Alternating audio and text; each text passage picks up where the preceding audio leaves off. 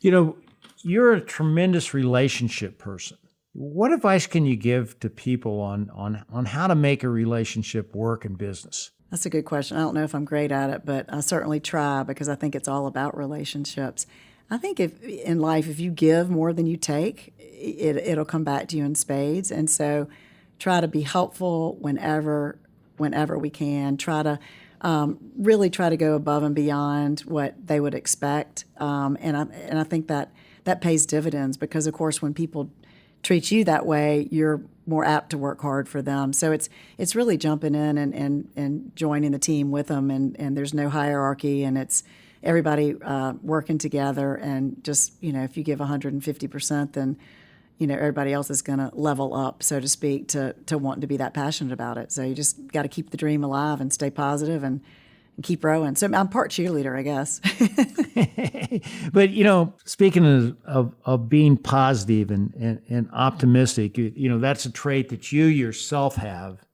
How do you spread that with your team and the people that you work with? I mean, what's the key to that in your mind? The key to that, exercise every morning. As I said earlier, right at the beginning, when things get tough, if you take the positive path and take the higher road, people start watching. I mean, like I said, I've learned that from my business partner, from Bobby. And it's really compelling. So the more you do it, the more other people do it. It's like paying it forward. So I think optimism and enthusiasm, it all goes into believing in people and believing in a mission.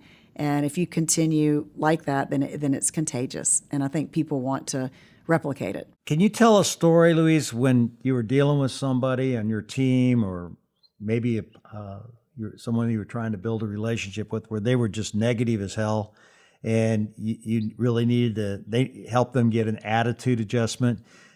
How'd you go about it? That's a really tough one. I think the only way to do that, I can't say that I'm good at that. The only way in my mind that I've ever somewhat been able to do that is to try to tell a story and put their behavior or the thing that you would like to change or coach them on into a story of other people and what it felt like, or what the thoughts and reactions were on the other side, and so they see it from a third party. And so sometimes that clicks, and then they can adjust their attitude without you having to go straight to them and saying, you've got a bad attitude or whatever.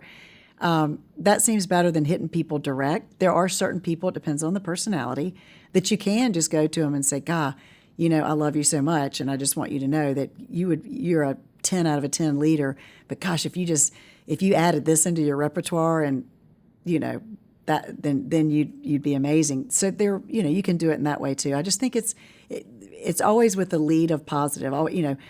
5 compliments to 1 improvement.